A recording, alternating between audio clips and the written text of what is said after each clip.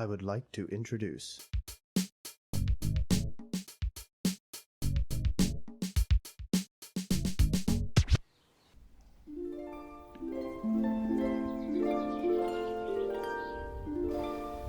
Bonjour à toutes et à tous.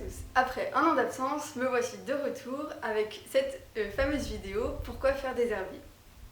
Les herbiers sont utilisés dans de nombreuses disciplines scientifiques et non scientifiques. On peut par exemple citer la taxonomie, la phylogénie, la nomenclature, l'écologie de la conservation et la morpho-anatomie. Ils sont également beaucoup utilisés pour l'éducation, pour la pédagogie et dans les arts.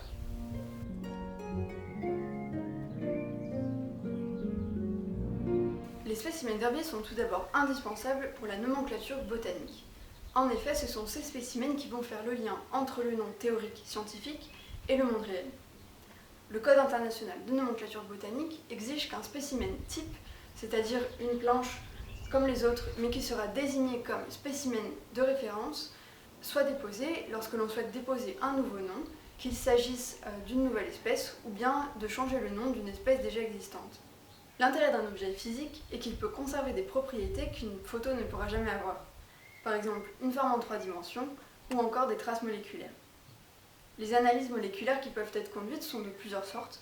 On peut par exemple effectuer des analyses ADN afin de mieux caractériser les espèces et les relations qui les relient, ou bien chercher des traces de pollution, par exemple, contemporaines à la croissance des plantes.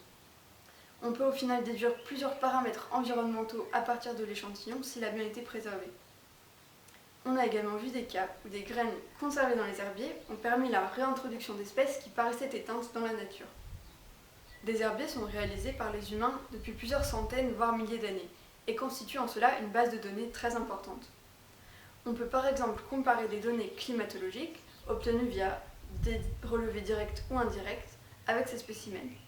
On peut ainsi étudier comment les paramètres environnementaux, climatiques, atmosphériques ont influencé la dynamique des communautés végétales.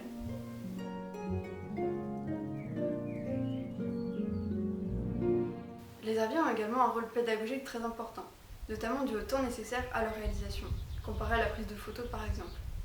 Déjà sur le terrain, il faut avoir une première idée d'identification de la plante afin de vérifier que ce n'est pas une espèce protégée. Ensuite, il faut savoir quelles parties ramasser, quelles parties sont pertinentes, savoir identifier les graines, les fleurs, les fruits, ce qui n'est pas toujours évident suivant les espèces.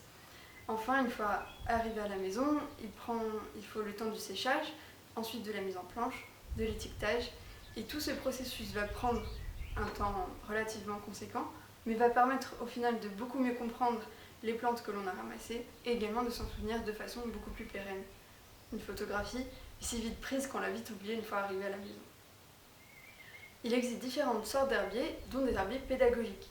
On peut par exemple réaliser un herbier avec toutes les différentes formes de feuilles, ou bien encore des diagrammes floraux. Les étudiants ou les amateurs éclairants botaniques pourront se servir de ces spécimens afin de mieux identifier les espèces rencontrées en milieu naturel.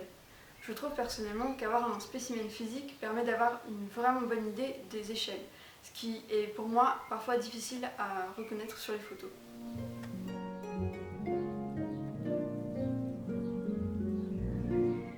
Les herbiers, étant par essence des objets physiques, sont plus durables dans le temps que des photos qui peuvent être effacées ou perdues par exemple.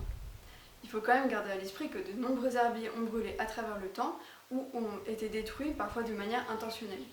Je pense notamment à cet épisode où la douane australienne a détruit un herbier de plus de 200 ans parce qu'il n'y avait pas les papiers administratifs nécessaires à son passage dans le pays, ce qui a constitué une perte scientifique extrêmement importante. En cela, il reste tout de même des objets très fragiles qui nécessitent des conditions de préservation assez particulières. Les herbiers sont également extrêmement faciles d'accès. Ils ne nécessitent aucun matériel coûteux, voire aucun matériel du tout, contrairement aux appareils photo et aux imprimantes qui ont un coût important, autant économique qu'écologique, depuis leur fabrication jusqu'à la fin de leur vie, leur recyclage ou tout du moins leur revalorisation.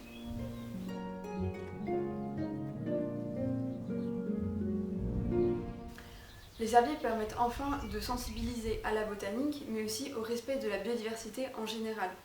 Il se dégage des collections d'herbiers, en particulier des collections d'herbiers anciennes, je trouve, une certaine magie qui va impacter le public qui peut les visiter et ainsi rendre le message qu'elles véhiculent beaucoup plus fort.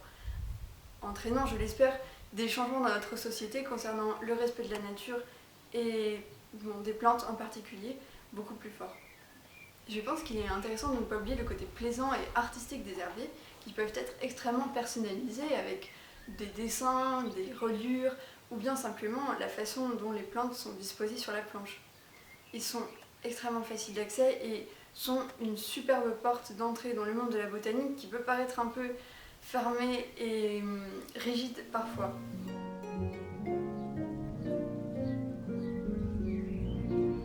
Nous avons vu que les herbiers font l'objet d'utilisations variées, dont certaines, notamment les techniques moléculaires, n'étaient même pas envisagées à l'époque de leur réalisation.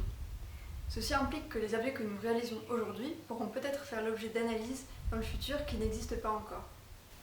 Les herbiers ont néanmoins un nombre d'inconvénients non négligeables. Ils sont sensibles à leurs conditions de préservation, notamment aux variations de température et d'humidité, ainsi qu'aux manipulations répétées. Ils ne conservent qu'une partie de l'information scientifique du spécimen, puisque seulement une partie de la plante est conservée, et qu'au fil du temps, certaines informations sont manquantes ou parcellaires, comme par exemple la couleur, le contenu moléculaire, ainsi que la forme en 3 dimensions. En conclusion, je dirais que les herbiers sont encore aujourd'hui indispensables selon moi, et extrêmement sympathiques à réaliser. Il faut simplement suivre quelques règles de bon sens, dont certaines sont présentes dans ma précédente vidéo. Je pense qu'il est intéressant d'allier les herbiers avec des technologies modernes, dont la photographie, pour conserver plus d'informations sur l'environnement de récolte de la plante originale, et également le scan de planches et leur mise dans des bases de données en ligne, afin de rendre l'accès de ces spécimens le plus ouvert possible, afin que des scientifiques du monde entier puissent y avoir accès sans avoir besoin de parcourir des milliers de kilomètres en avion par exemple. Ceci rend une recherche plus facile et finalement le développement de la connaissance botanique qui est le but de toutes ces opérations. Merci beaucoup d'avoir regardé cette vidéo, j'espère qu'elle vous aura plu. En attendant, je vous dis à bientôt pour un nouveau voyage botanique. Salut!